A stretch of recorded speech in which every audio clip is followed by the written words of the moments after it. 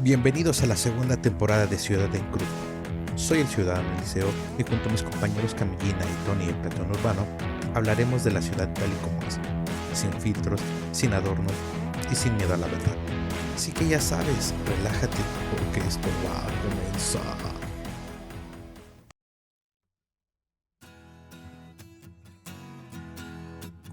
Bienvenidas y bienvenidos a Ciudad en Cruz, el podcast donde las ciudades se piensan sin maquillaje. Hoy nos preguntamos algo urgente. ¿Estamos preparados para enfrentar el cambio climático desde lo urbano? Y con esto quiero saludar a mis compañeros Camillina. Oli. Y al ciudadano Eliseo. ¿Qué ondita? ¿Cómo están? Excelente, entonces empezamos con esta ciudad de cambio climático. ¿Estamos preparados?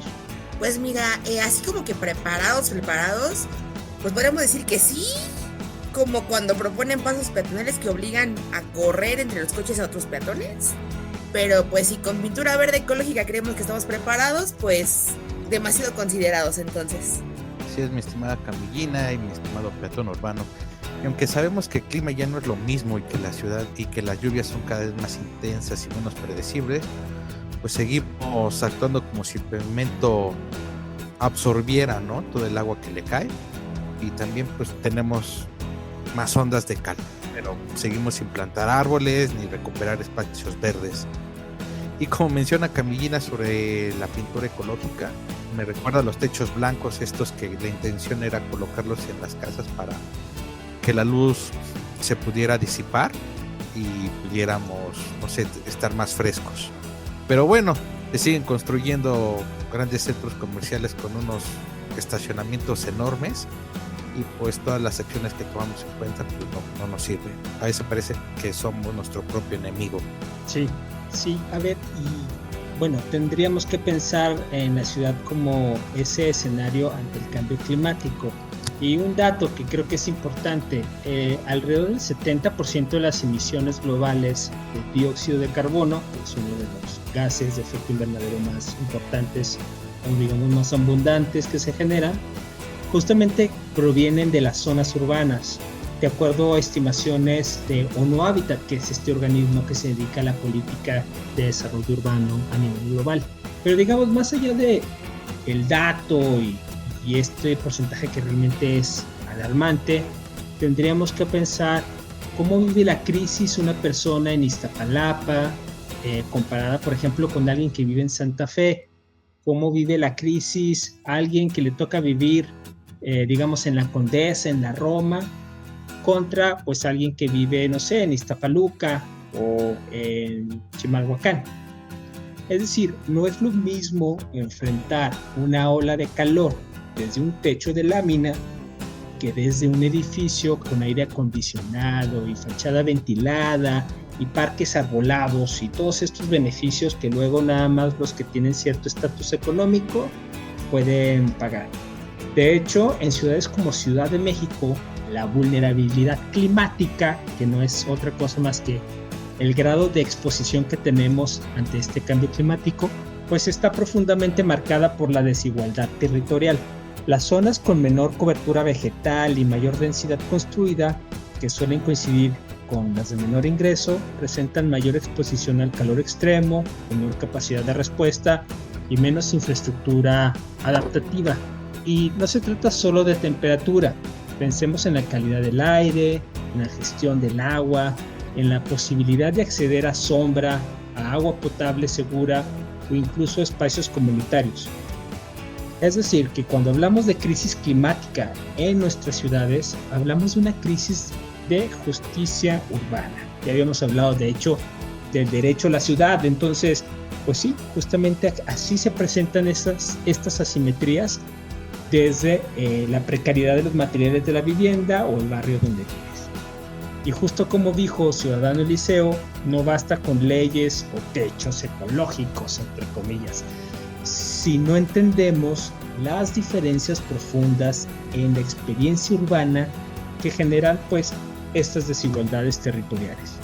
Y es que efectivamente, o sea, las islas de calor urbano no afectan igual a las colonias sin árboles, sin sombra, que no tienen un espacio para poder caminar en donde pues casi que, por ejemplo, si tú sales a hacer tu mandado, tu mercado a mediodía, pues se vuelve una prueba de resistencia, ¿no? O cuando vas por los niños a alguna guardería, o cuando eres una persona que tiene movilidad de cuidado y que tienes que trasladarte a hacer tus actividades, pues prácticamente entras a una zona de asfalto interminable en donde pues la temperatura sube demasiado, ¿no?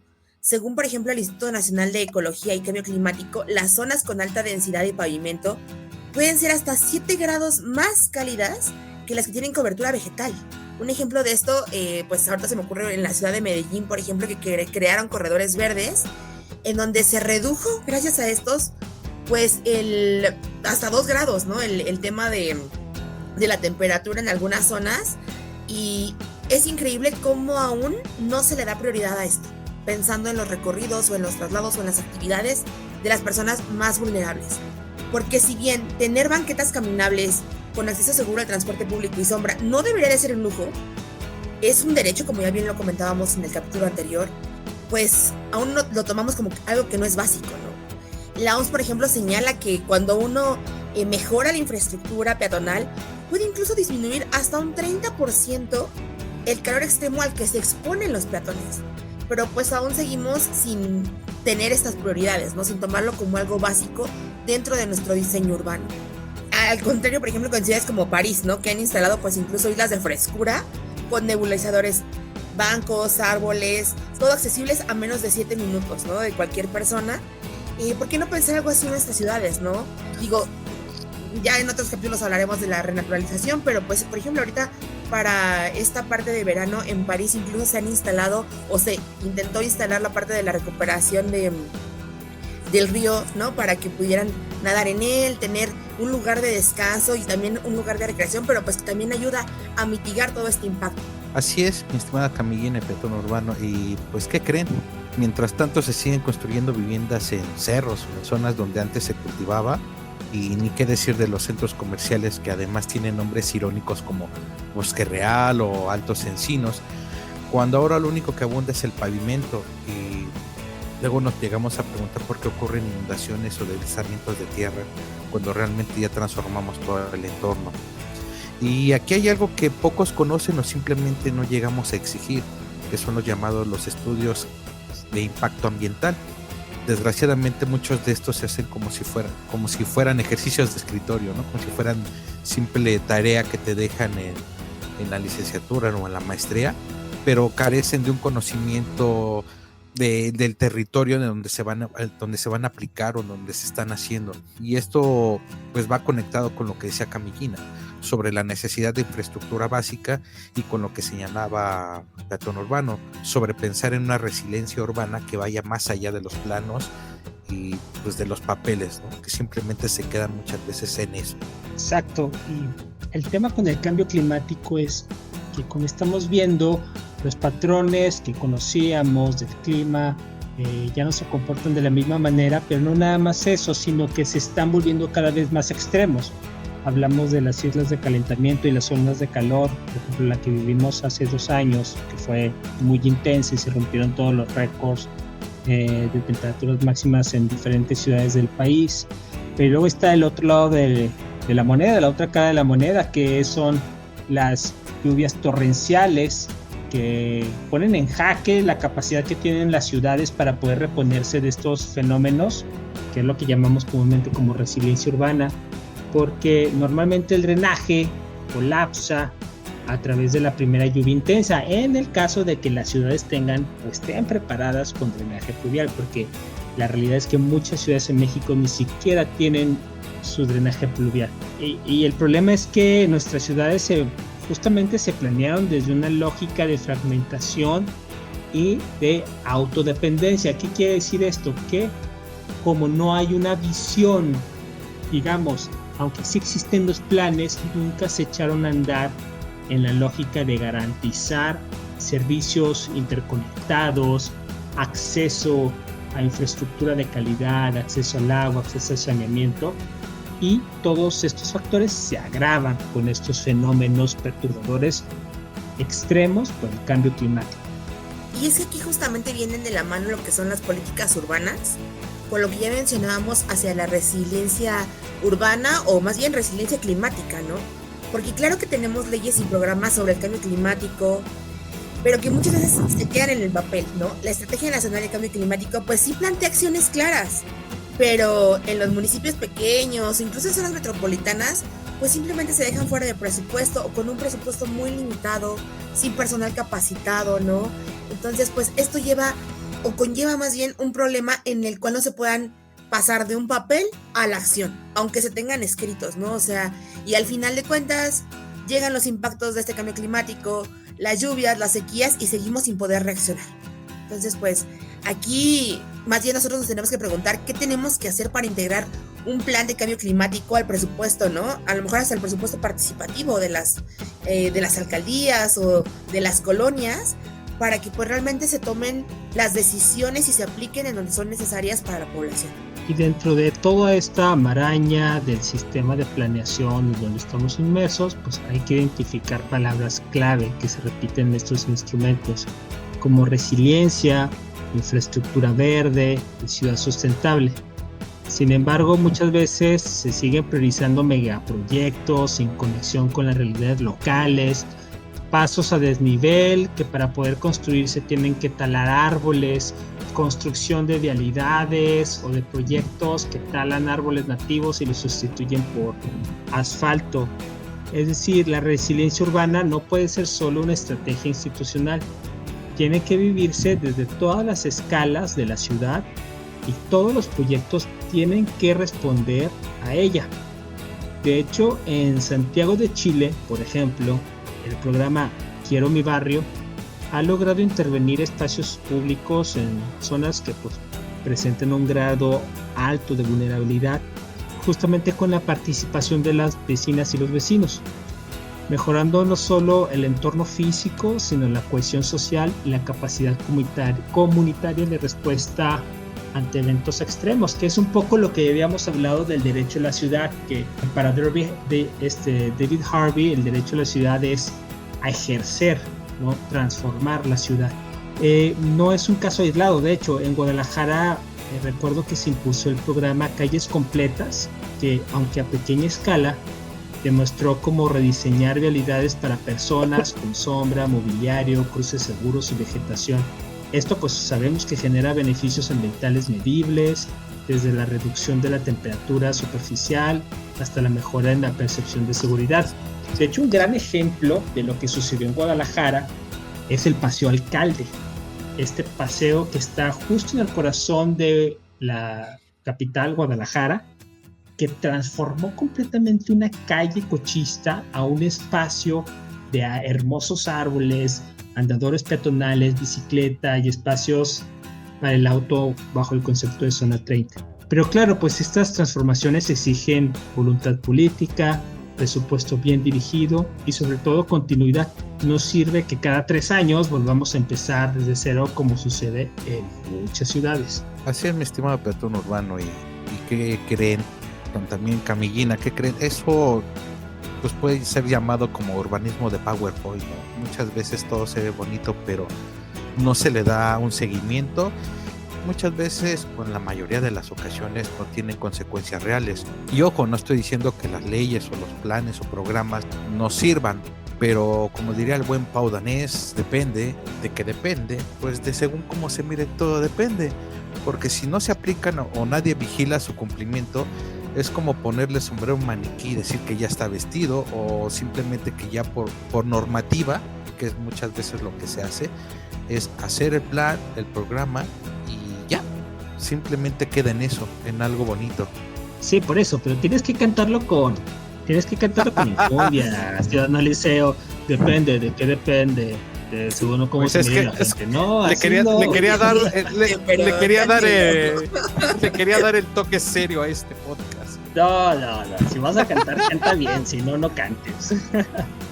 No, sí, pero pues como bien lo menciona Ciudadano, muchas veces se habla de infraestructura verde o de ciudades resilientes, pero en la práctica lo que vemos, pues al final de cuentas termina siendo como algo decorativo, ¿no? O sea, no pensamos realmente en el impacto que puede tener, sino terminamos pues para que se vea bonito, que bueno, que se vea bonito está bien, pero pues también tiene que ser funcional, ¿no? Porque muchas veces las calles secundarias siguen sin tener accesibilidad, siguen sin tener una continuidad, ¿no?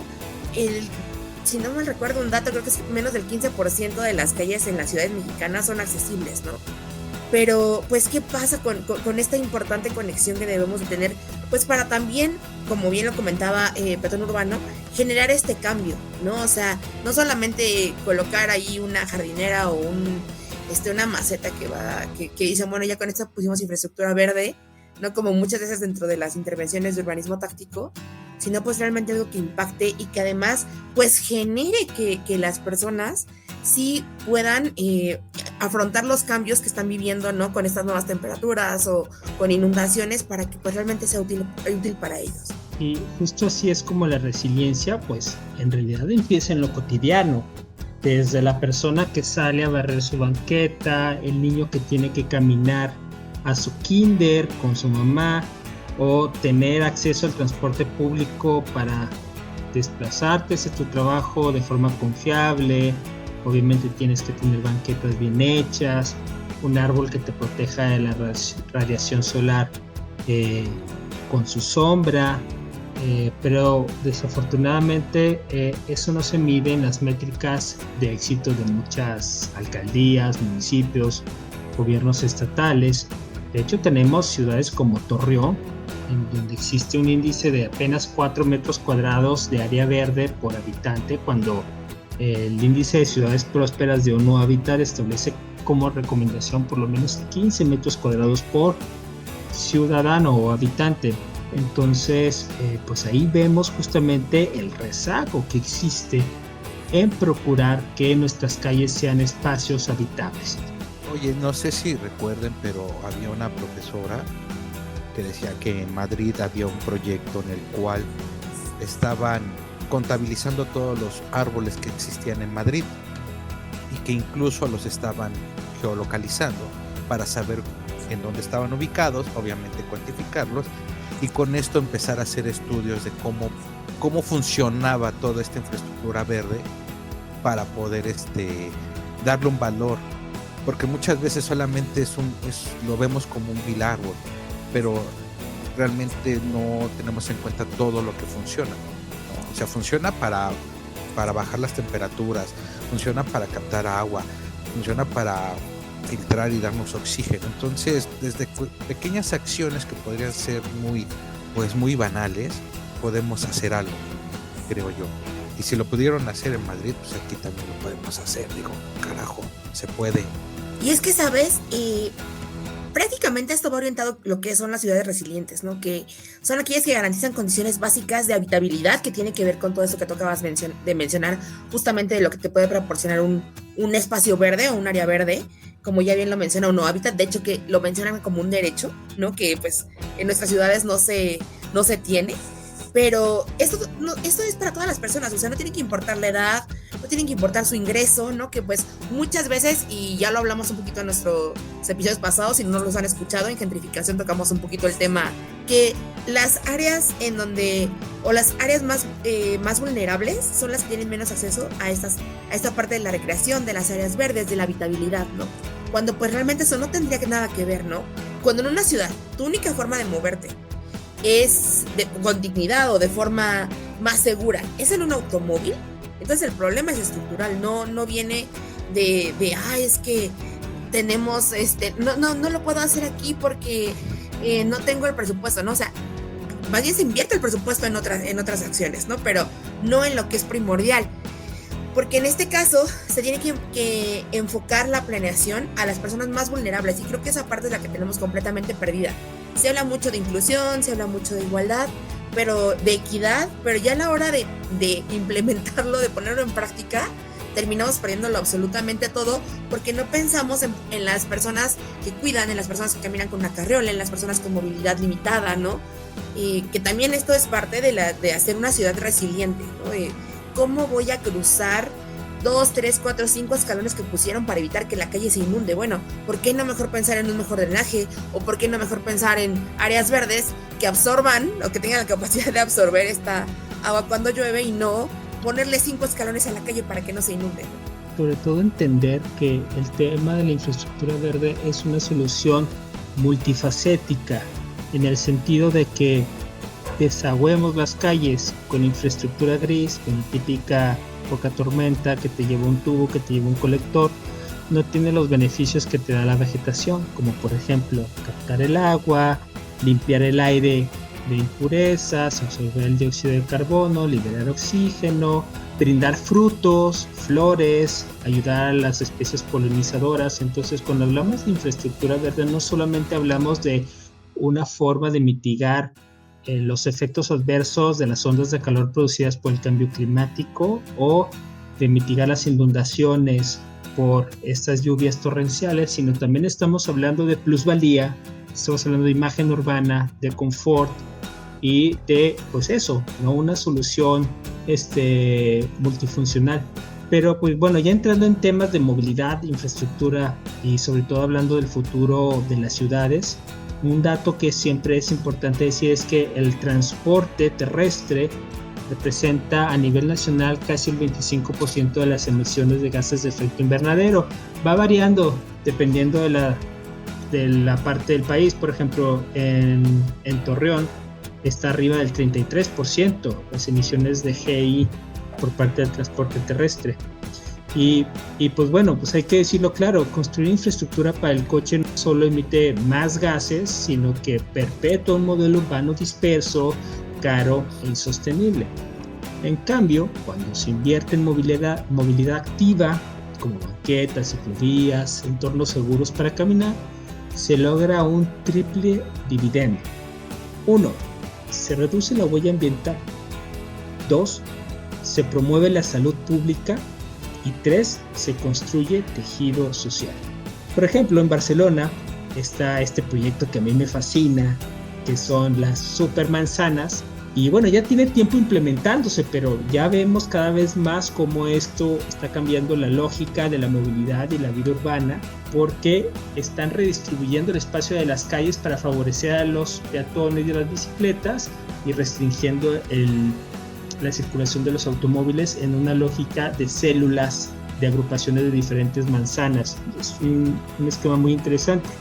Y se ha comprobado que reducen el tráfico motorizado dentro de ciertas áreas para priorizar a peatones y ciclistas, y esto trae beneficios como menos ruido, mejor calidad del aire y más espacio público disponible.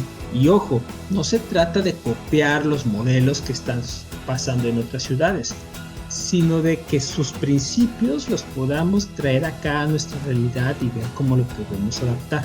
Aquí, una ciclovía bien conectada en Iztacalco, una banqueta arbolada en Torreón o una red de transporte público funcional en Oaxaca capital pueden ser más transformadoras que un Smart City sin accesibilidad.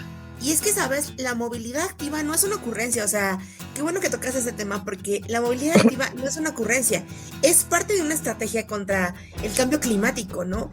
Porque puedes andar en bici, puedes caminar, pero cuando se vuelve esto peligroso o incómodo, la opción, pues, completamente desaparece, ¿no? Porque no te puedes trasladar simplemente porque no hay un arbolado, no hay una zona segura, no hay una conectividad con otro transporte público, ¿no? O simplemente tú te quieres mover en bici en una parte del trayecto, pero llegas a un punto en donde ya no hay continuidad o ya no hay un rack para que tú puedas dejar tu bici de forma segura, un estacionamiento para bicis incluso. Y entonces, ¿qué optas? Bueno, pues pido un Uber, ¿no? Cuando bien pudiste haberte desplazado en una parte de tu proyecto caminando o con alguno de los métodos de movilidad activa.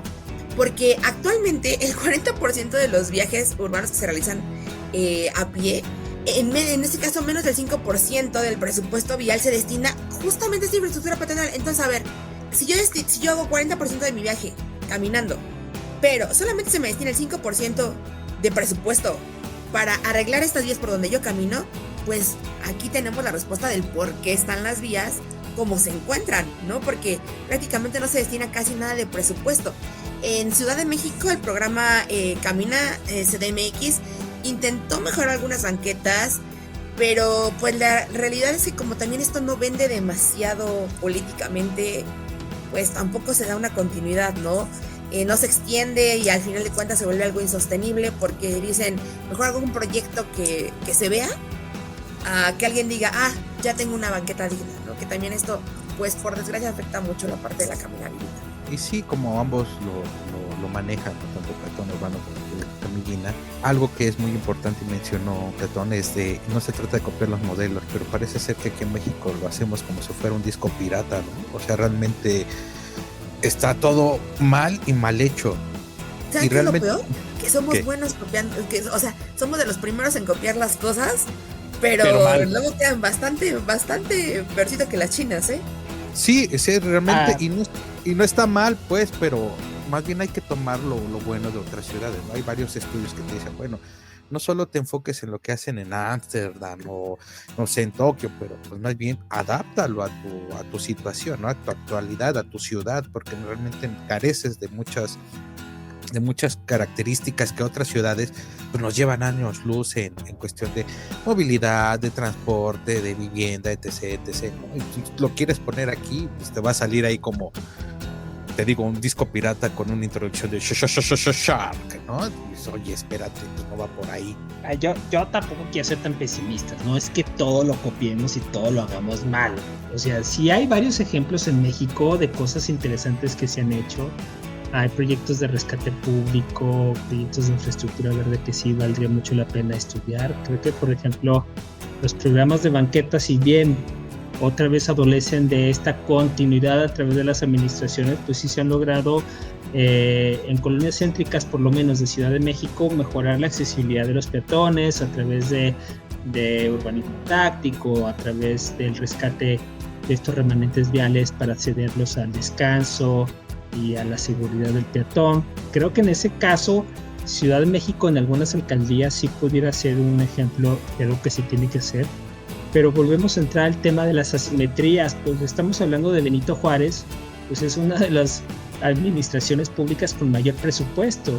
Aquí el reto es cómo llevamos esto a Gómez Palacio en Durango, cómo lo llevamos a Cadereyta en Nuevo León, cómo lo llevamos a Tecate, y creo que ahí está el tema. O sea, el tema es que tenemos que tener este coraje político para entrar de lleno a solucionarlo, que la ciudadanía exija que cuando se haga un proyecto de 100, 200, 300 millones de pesos, dentro de ese presupuesto esté considerada la infraestructura verde, las banquetas, los cruces peatonales y, dependiendo de la vialidad, ciclovías. Entonces, pues es eso, dejar de subsidiar el coche y empezar a subsidiar la vida urbana sostenible.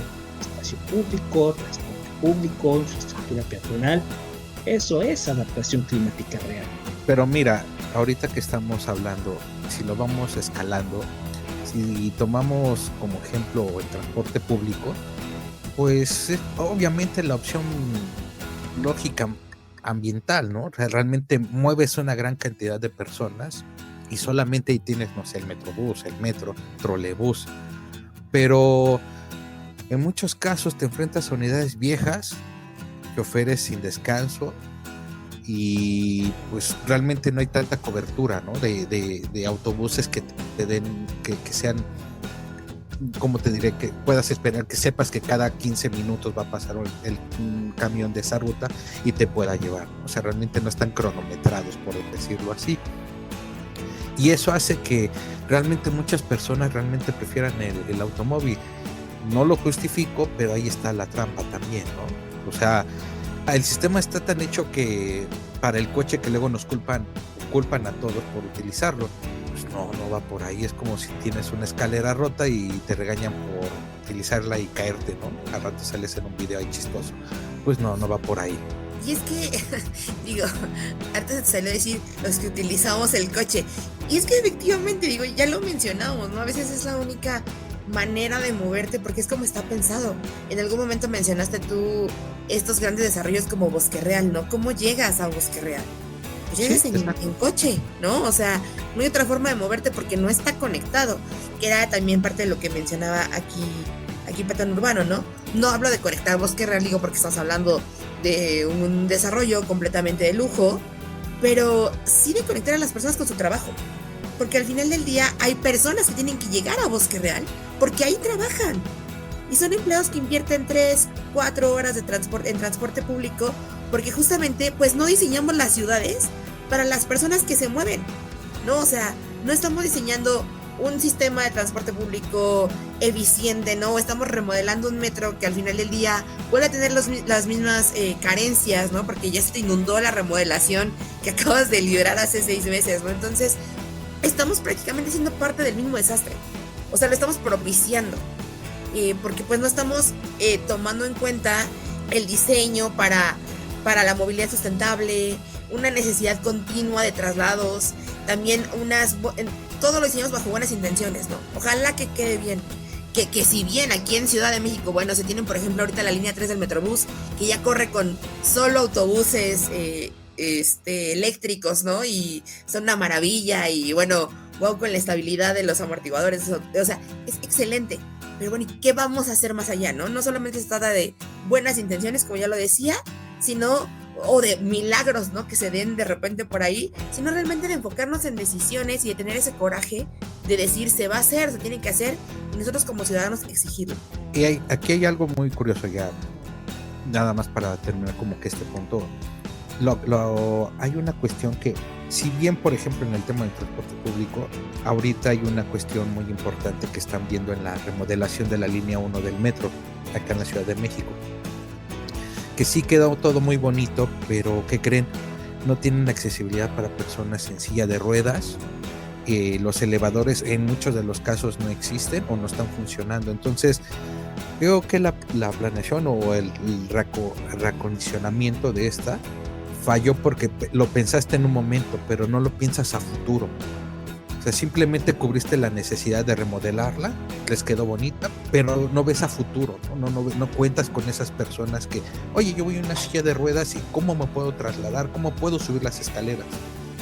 Entonces, ese es uno de los grandes problemas que tenemos. Solucionamos, es nada más tapar el hoyito con un dedo, pero tenemos como 20 más, ¿no? Entonces no pensamos a futuro. ¿Qué vamos a hacer con los 19 hoyitos que nos resten? Es que falta una visión integral completamente. En efecto. Sí falta una visión integral, pero a veces no. A veces sí hay visión integral. Lo que hace falta es ponerla a operar, que es la diferencia sustancial entre la planeación y la planificación. La planeación hace instrumentos, la planificación los opera. Entonces, creo que más bien falta echar a andar esos planes, porque sí hay muchos planes que creo que son muy ambiciosos y funcionan, pero que se quedan ahí guardados, como un plan de movilidad activa, como un plan de infraestructura verde, ¿no? Como un plan de acción climática, que excelentes trabajos, super académicos, ahí están, ¿no? En un sitio web para descargarse, ¿no? Y otra vez, la autoridad no está ejecutando esas visiones estratégicas. Para ir cerrando ya este capítulo que está buenísimo, pero hay que terminarlo, yo sí quiero terminar diciendo que, porque lo he escuchado muchas veces, que la ciudad crece de manera natural y naturalmente ahí tiene que haber un distribuidor y naturalmente aquí tenemos que urbanizar. No hay nada natural en la ciudad. Las ciudades son el resultado de decisiones, de intereses, de inversiones. Entonces, cada decisión que se toma en una ciudad, una calle, una banqueta, un árbol, un presupuesto, puede acercarnos o alejarnos de este colapso ante el cambio climático. Por eso, más que preguntarnos si la ciudad está preparada, tendríamos que preguntarnos a qué ciudad estamos dispuestos a renunciar, a qué privilegios estamos dispuestos a renunciar para construir una que sí esté preparada para el cambio climático. Y entonces pues aquí más bien, como bien lo dijiste, la pregunta no es si estamos preparados, ¿no? Más bien depende de cómo seguimos planeando pues cómo seguimos diseñando, el cómo se camina, el cómo se distribuye el espacio. Y yo creo que todavía estamos a tiempo para que las ciudades puedan ser aliadas con el cambio climático y no un acelerador de ¿no? Para que tengamos realmente a las personas dentro de la ecuación a la hora de diseñar y pues que ahora sí, no solamente planeemos por intereses, sino por intenciones. Ok, ¿y qué creen? Bueno, ya también para ir terminando aquí, ojo, tampoco se trata solamente de exigirle al gobierno, también hay que cumplir con, por ejemplo, con cuidar el espacio público, dejar de tirar basura, movernos diferente, simplemente el hecho de participar, ¿no? En el fondo, pues, hablar de adaptación urbana es hablar de equidad.